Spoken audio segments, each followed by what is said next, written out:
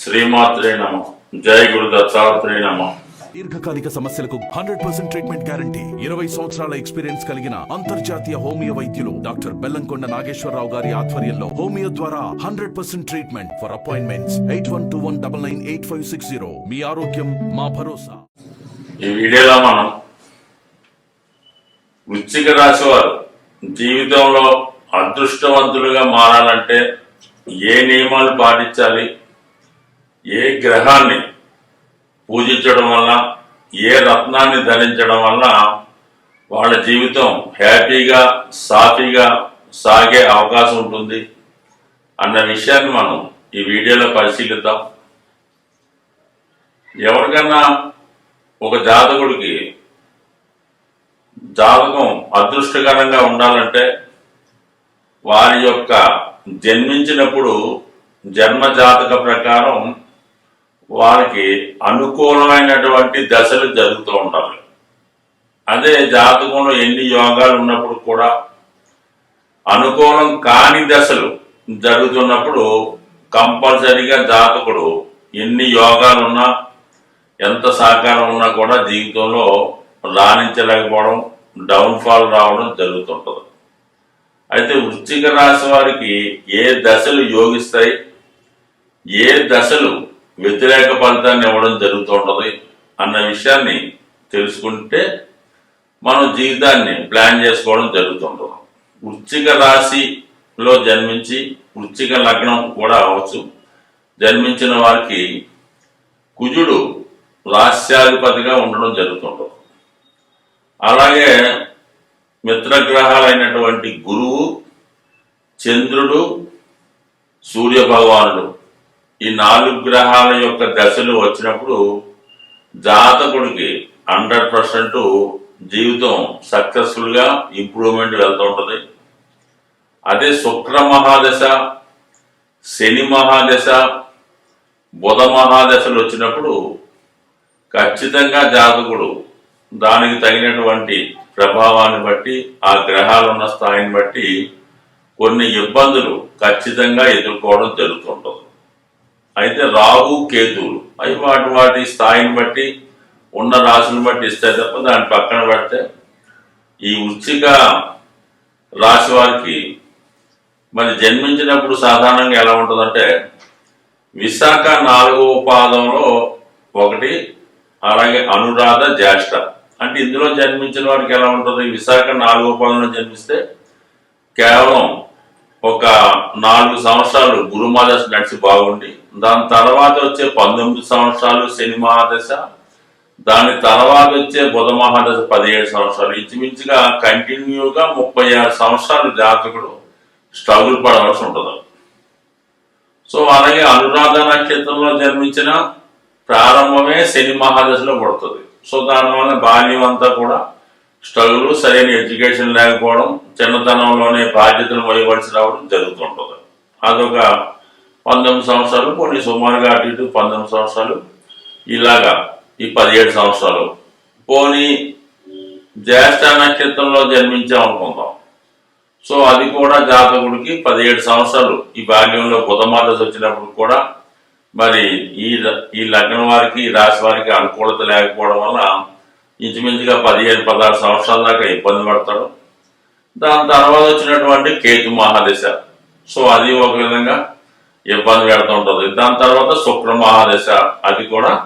అందువల్ల ఏదైనా అటు ఇటుగా ఈ రాశిలో ఈ లగ్నంలో జన్మించిన వారికి ఫస్ట్ హాఫ్ అంతా కూడా 35-36 సంవత్సరాలు వచ్చేదాకా కూడా కంపల్సరీగా దశలు అనుకూలంగా లేకపోవడం వల్ల అప్పటి వరకు కూడా సరైన అభివృద్ధి లేకపోవడం, చేపట్టిన కార్యక్రమాలు ఫెయిల్యూర్ అవ్వడం జరుగుతుంటుంది. అయితే వాళ్ళు కఠోర శ్రమ, పరిహారాలు, పెద్దవాళ్ళు చేయని పూర్వపుణ్యం బట్టి జాతకుడు డెవలప్మెంట్ అవ్వచ్చు.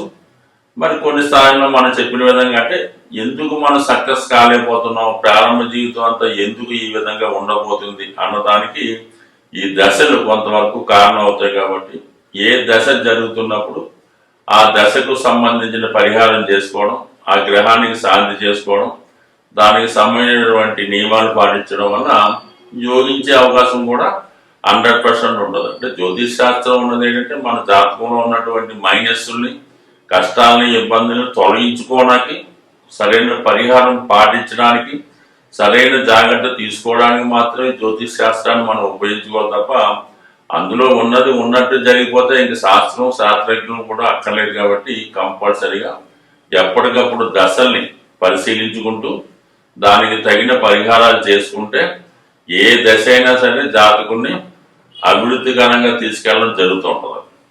చూడండి, మరి ఈ రాశి వారికి ఉంగరం ధరించాలంటే నెంబర్ 1గా కనక పుష్యరాగం అనే ఉంగరం 100% పనిచేస్తుంది. ధన పంచమాధిపతిగా మరి పూర్వపుణ్య స్థానాన్ని జనరేట్ చేసి ఇవ్వడం, అదృష్టాన్ని కలిసి రావడం, సంతానం యొక్క అభివృద్ధి, తెలివితేటలకు అనుకూలంగా రావడం, ఇవన్నీ కూడా రావాలి అంటే కంపల్సరిగా కనక పుష్యరాగాన్ని ధరించడం వల్ల జాతకుడికి మంచి అదృష్టాన్ని కలిసి రావడం జరుగుతుంది. అయితే కేవలం ఉంగరం పెట్టుకున్నంత మాత్రాన అదృష్టం వస్తుందని మాత్రం అనుకోవద్దు. ఇది కేవలం ఒక సూచన, ఒక పరిహారం మాత్రమే. దాన్ని ఆ విధంగా పాటించండి. దాని తర్వాత సెకండ్ ఆప్షన్గా పాటించవలసింది కెంపు.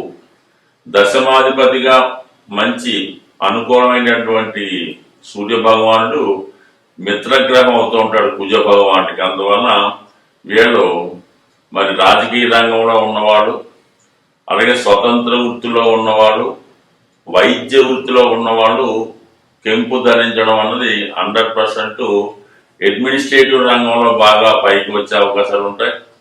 అది కాంపిటేటివ్ ఎగ్జామ్స్లో అభివృద్ధి చెందాలన్నా కూడా 100% ఈ కెంపు ఈ జాతకులకి ఉపయోగపడుతుంది. అలాగని కెంపు ధరించిన మాత్రం ప్రభుత్వ ఉద్యోగం వస్తుంది అనుకోవద్దు.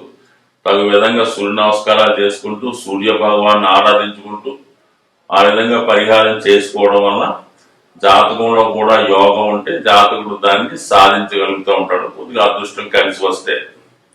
ఇక థర్డ్ ఆప్షన్గా వీడు ధరించవలసిన ఉంగరం ఒక విధంగా పగడం, అలాగే ముత్యం.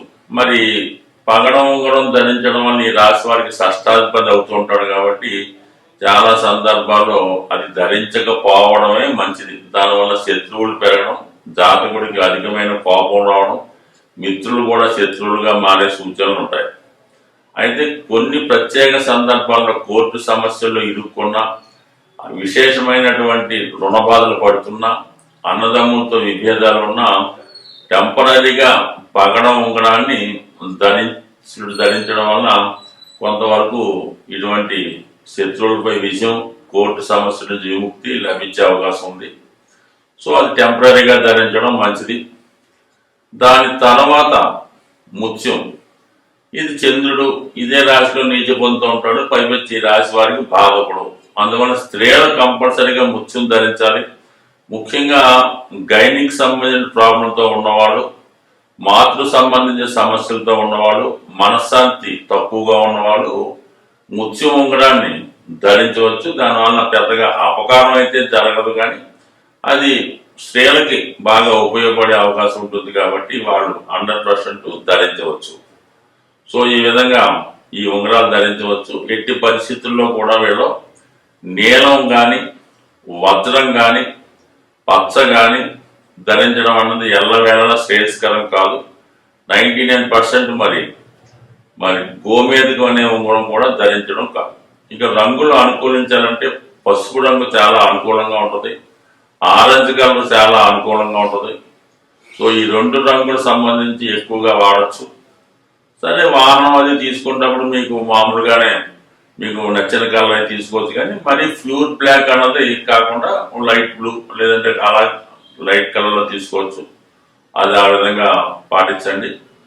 సో ఇంకా ఎక్కువగా దైవాన్ని పూజించాలనుకుంటే మాత్రం సుబ్రహ్మణ్య స్వామి ఆరాధన, హనుమాన్ ఆరాయణ అంటే హనుమంతుడిని కానీ సుబ్రహ్మణ్య స్వామిని కానీ ఎక్కువగా ఈ రాశి వారు ఆరాధిస్తే వాళ్ళకి చాలా రంగాల్లో విజయం లభించే అవకాశం ఉంది. మరి వృత్తిపరంగా రాజకీయ రంగంగా ఉన్నవాళ్ళు కంపల్సరిగా సూర్య భగవాన్ని ఆరాధించడం, సూర్య నమస్కారం చేసుకోవడం, ఆదిత్య ఉదయం చదువుకోవడం. సో ఏదైనా గ్రహాలు సూర్య భగవానుడు కాబట్టి ఏ రాశి వారికైనా గ్రహాల అనుకూలత కావాలంటే ముందుగా సూర్య భగవాన్ని ఆరాధించి తర్వాత మాత్రమే మిగతా గ్రహానికి పరిహారం కానీ పూజలు కానీ చేసుకోవాలి తప్ప సూర్య భగవాన్ని విడిచిపెట్టి మీకు కావలసినటువంటి గ్రహాన్ని మాత్రమే పరిహారం చేయడం వల్ల కానీ పూజించడం వల్ల కానీ మిగతా గ్రహాల యొక్క ఆగ్రహానికి పూర్తవుతుంటారు. అంటే రాజు కంప్లీట్ గా చేసుకోవాలి కాబట్టి సూర్య భగవాన్ ఆరాధన తప్పనిసరి.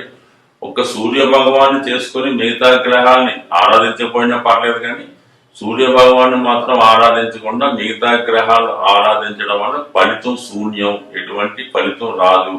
సో ఏదైనా ఈ రాశి వారు మరి సూర్య భగవాన్ని, సుబ్రహ్మణ్య స్వామిని, హనుమాన్ని ఆరాధించడం కంపల్సరీగా, మరి జరుగుతున్న దశను బట్టి ఆ దశకు తగిన పరిహారం కూడా చేసుకుంటే జాతకులు ఎక్కువగా మరి ఈ వృశ్చిక రాశిలో ఉన్న వాళ్ళు మరి police department, medical department, law and order, అడ్మినిస్ట్రేషన్లో ఎక్కువగా ఉంటారు.